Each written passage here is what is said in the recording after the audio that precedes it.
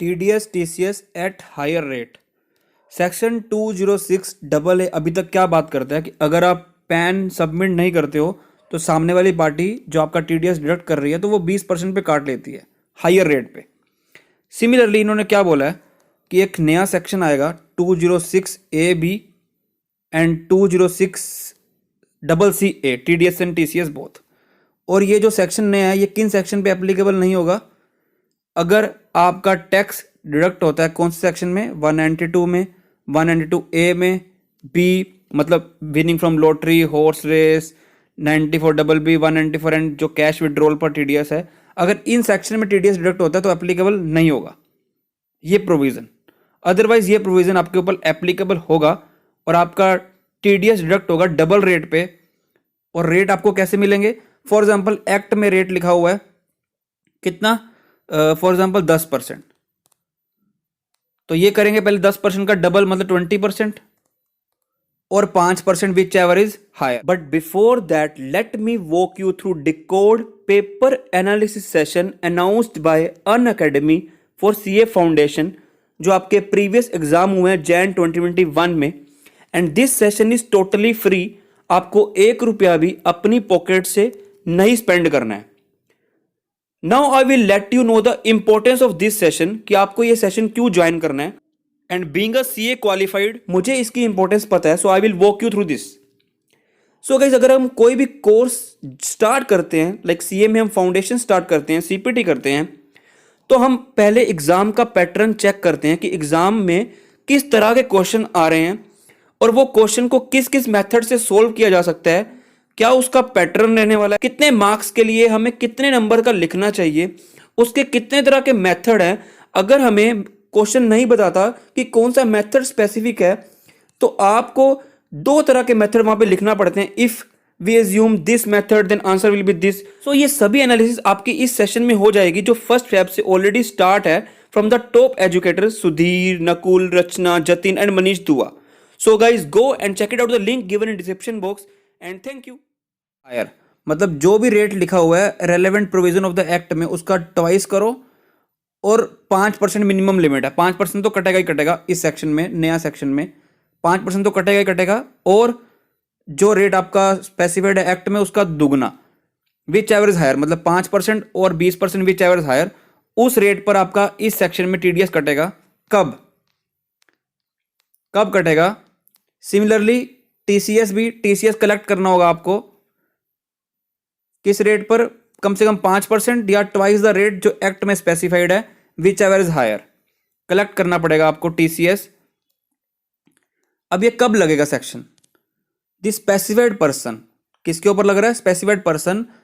ये जब condition fulfil होगी तभी ये TDS डबल रेट पे कटेगा। Specified person is a person who has not filed the return of income for both of the 2 assessment year.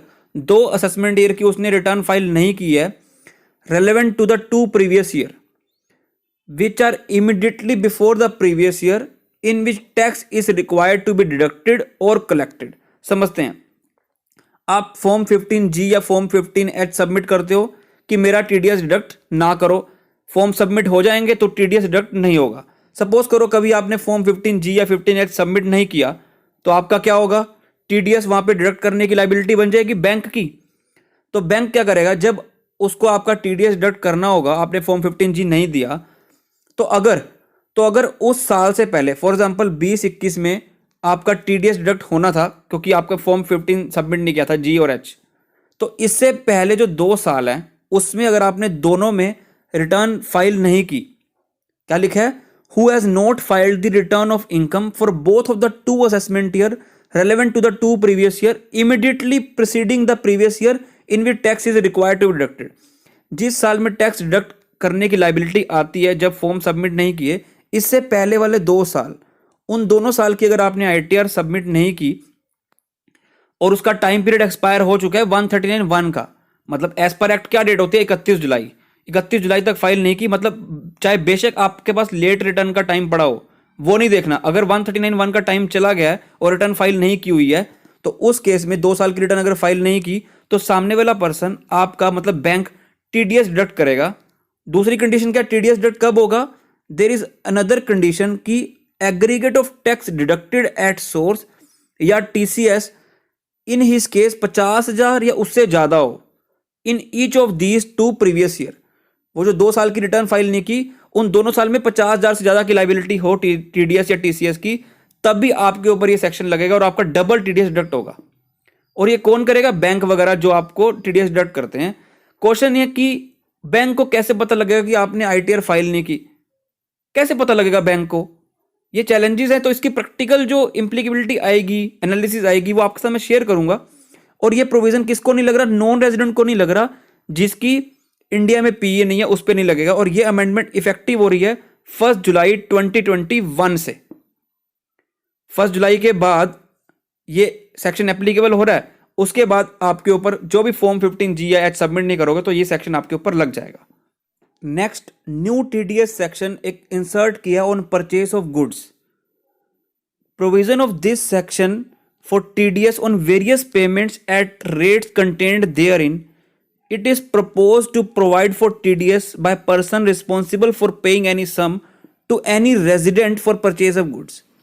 कि अगर आप गुड्स की परचेज के लिए किसी रेजिडेंट को पेमेंट कर रहे हो तो आपको टीडीएस डिडक्ट करना है 0.1%। न्यू सेक्शन है। टू एंश्योर कि इसका कंप्लायंस बर्डन सबके ऊपर ना पड़े, तो उन्होंने क्या बोला कि ये सेक्शन किसके ऊपर लगेगा? It is propose that new tax is only required to be deducted by those person, मतलब बायर जो परचेज कर रहा है, जिसकी टोटल सेल या ग्रोस रिसीट या turnover from the business carried on by him exceed 10 crore rupees during the financial year immediately preceding the financial year in which purchase of goods is carried out. मतलब for example आपने goods purchase किए हैं financial year 2021 में, तो आपको 2021 से पहले मतलब फाइनेंशियल ईयर 19-20 को देखना है। अगर 19-20 की सेल्स या ग्रोस टर्नओवर या रिसिप्ट आपकी 10 करोड़ से ज़्यादा थी पूरे साल में, अगर 19-20 में 10 करोड़ से ज़्यादा थी, तो आपको ये सेक्शन चेक करना है 20-21 में। एक बार ये चेक कर लिया कि 10 करोड़ से ज़्यादा है, फिर आपको 20-21 में चेक करना है। क्या आपको आगे दिखा रहा हूँ, क्या लिखा है? परचेज आपको चेक कर ली, कि मतलब सेल आपने चेक कर ली, फिर आपको क्या करना है, यहां से पढ़ना है टैक्स कब काटना है। आप एक बार 10 करोड़ से ऊपर सेल होगी, tax is required to be deducted by such person if the purchase of goods by him from the seller is of the value और aggregate of such value exceeding 50 lakh rupees in the previous year. कि मतलब एक बार 10 करोड़ से ऊपर होगी और अगले साल में मतलब 20-21 में सपोज करो उसने गुड्स परचेज कर ली हैं कितनी वैल्यू के, 50 लाख से ज्यादा के पूरे साल में, लिमिट 50 लाख की पूरे साल की है, तो उस केस में उसको टीडीएस डिडक्ट करना पड़ेगा कितना परसेंट? 0.1%। और अगर वो पैन सबमिट नहीं करेगा तो आप टीडीएस डिडक्ट करोगे at the rate of 5%। New section है 194Q और ये अमेंडमेंट इफेक्टिव हो रही है 1 जुलाई 2021 से। 1 जुलाई 2021 के बाद आपको ये रूल चेक करना पड़ेगा कि आपके पिछले साल में 10 करोड़ से ज्यादा थी, तो अगले साल आपको चेक करना पड़ेगा, अगर 50 लाख से ज्यादा है तो टीडीएस कटेगा 0.1%। न्यू सेक्शन 194Q में कितना परसेंट? 0.1%। बट आगे क्या लिखा हुआ है कि एक्सेप्शन क्या है, कि ये सेक्शन नहीं लगेगा 194 जो नया सेक्शन है, अगर आपके टीडीएस या टीसीएस आगे किसी सेक्शन में कट रहा है तो नहीं लगेगा ये सेक्शन। बट अगर ये सेक्शन लग रहा है 206C1H तो उस केस में आपको यही सेक्शन लगाना है। कहां पे लिखा हुआ ये? There is one exception to this general rule, जो आपने ऊपर देखा। If on a transaction TCS कट रहा है, कलेक्ट हो रहा है मतलब 206C1H में, और टीडीएस की भी लायबिलिटी आ रही है इस सेक्शन में, तो उस केस में आपको सिर्फ टीडीएस ही काटना है, टीसीएस के प्रोविजन नहीं लगाने। तो ये एक नया सेक्शन है, आपको ध्यान रखना है।